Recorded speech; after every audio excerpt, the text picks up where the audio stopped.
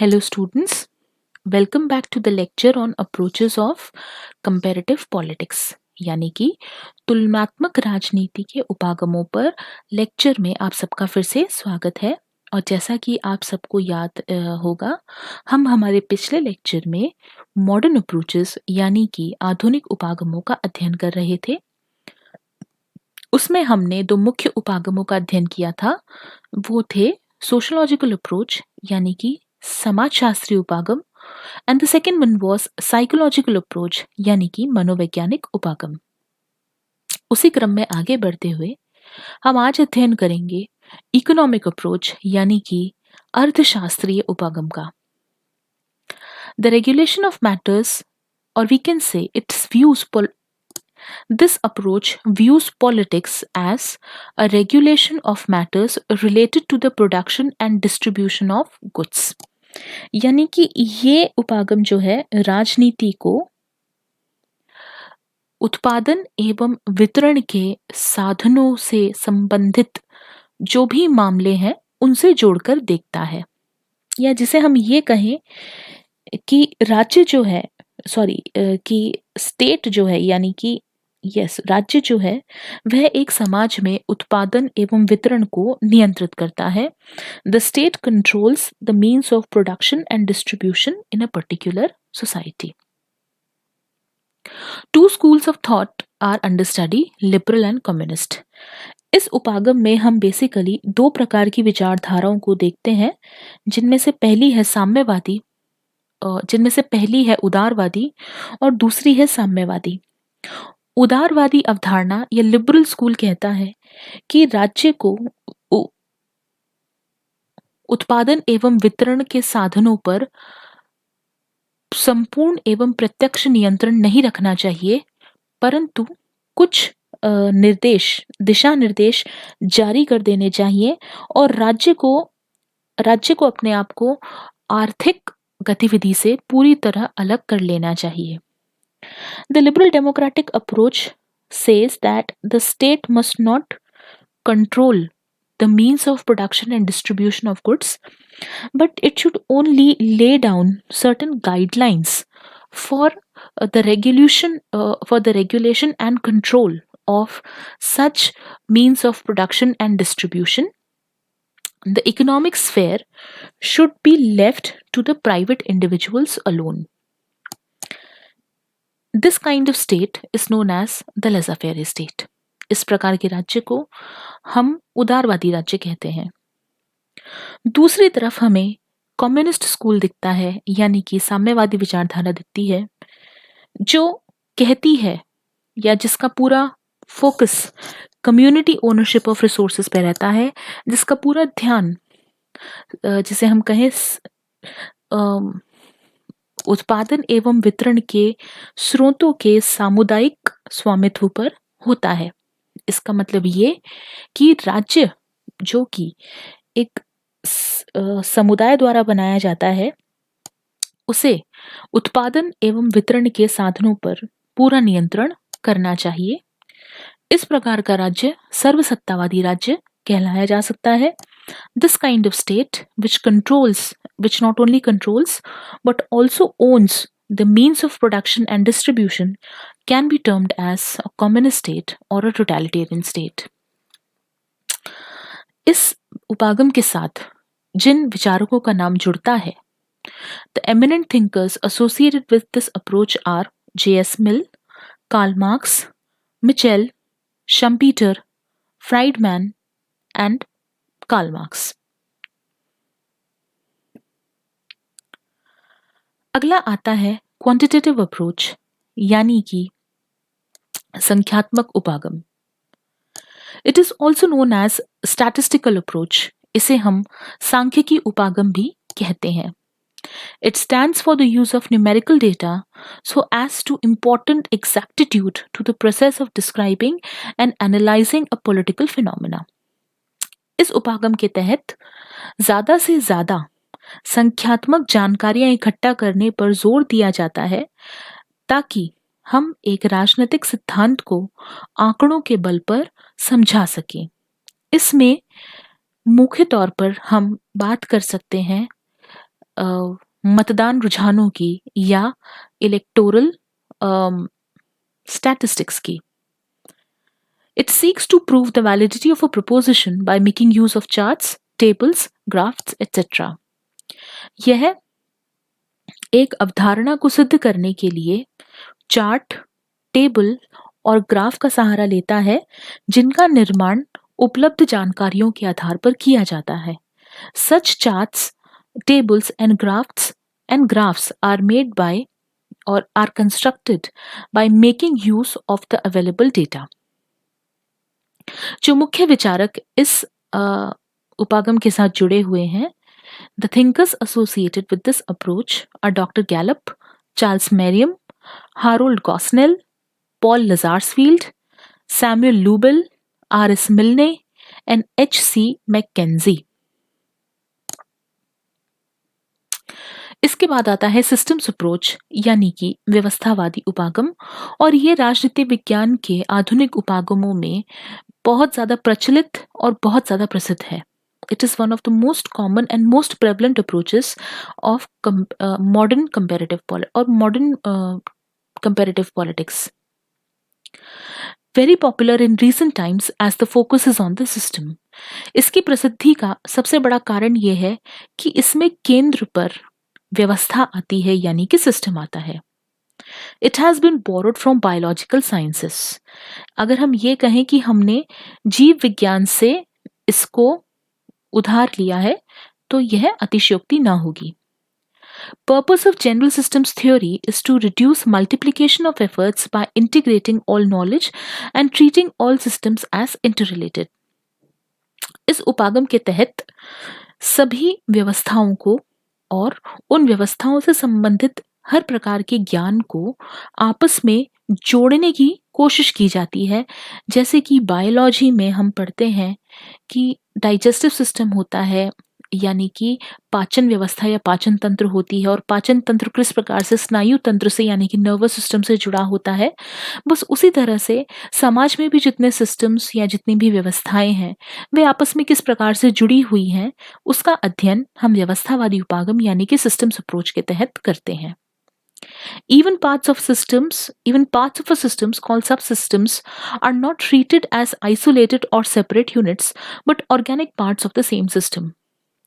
जितनी भी उपव्यवस्थाएं हैं वे अपने आप में स्वतंत्र नहीं मानी जाती, बल्कि उन्हें एक बड़ी आंगिक व्यवस्था का एक छोटा हिस्सा माना जाता है।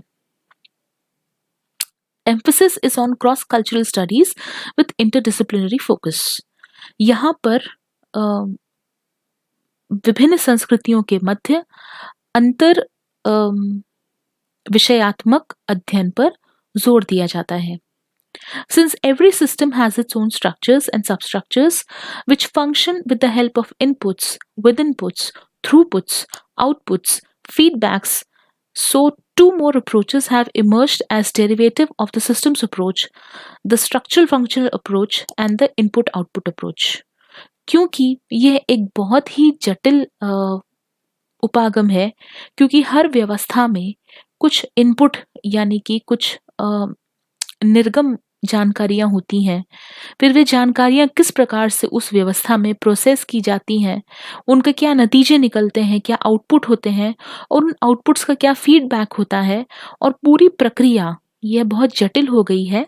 इसलिए हम कह सकते हैं कि इस उपागम से दो अन्य उपागम निकले जो थे स्ट्रक्चरल फंक्शनल अप्रोच यानी कि संस्थात्मक और प्राकार्यात्मक उपागम, और दूसरा है इनपुट आउटपुट अप्रोच यानी कि निर्गमात्मक और बहिर्गात्मक उपागम। इसके साथ जिन विचारकों का नाम जुड़ता है वे हैं पार्सन्स, डेविड ईस्टन और आमंड। अब हम आते हैं सिमुलेशन अप्रोच यानी कि प्रतिक्रियात्मक उपागम पे। It is also inspired by natural sciences, cybernetics और मैथमेटिक्स। यह प्राकृतिक विज्ञान, मशीन विज्ञान और गणित से बहुत ज्यादा प्रेरित है। Simulation means a study with the help of image constructions और मॉडल बिल्डिंग। इसके जरिए हम छवि निर्माण या प्रारूप निर्माण के जरिए अध्ययन करने की कोशिश करते हैं। इस उपागम से जो अन्य उपागम विकसित हुए उनमें से मुख्य हैं कम्युनिकेशंस अप्रोच यानी कि दूर संचारात्मक उपागम सॉरी, और दूसरा है डिसीजन मेकिंग अप्रोच यानी कि निर्णय निर्माण उपागम। The major approaches that emerged out of this approach were communications approach and the decision making approach. इसका क्रिटिसिज्म यानी कि इसकी आलोचना के क्या आधार हैं? It tries to make political science very mechanistic like the systems theory. इसके द्वारा हम राजनीति विज्ञान का मशीनीकरण करते हैं, जबकि जो भी विषय मानव व्यवहार पर आधारित है या मानव विवेक पर ह्यूमन रीजन पर आधारित है उसे हम मशीन की तरह या मशीन के अध्ययन की तरह नहीं पढ़ सकते। It tries to simplify the behaviour of decision makers. यह निर्णय निर्माणकर्ताओं के व्यवहार को बड़े ही निर्णय निर्माणकर्ताओं के व्यवहार का सरलीकरण करने की कोशिश करता है and it ignores the complexity of human life. और ऐसा करने में यह मानव जीवन की जटिलताओं को अनदेखा करता है। इसके साथ जिन विचारकों का नाम जुड़ता है, thinkers associated with this approach are Karl Deutsch and Richard Snyder. अगला जो बहुत महत्वपूर्ण उपागम है वह है व्यवहारवादी उपागम यानी कि बिहेवियरल अप्रोच।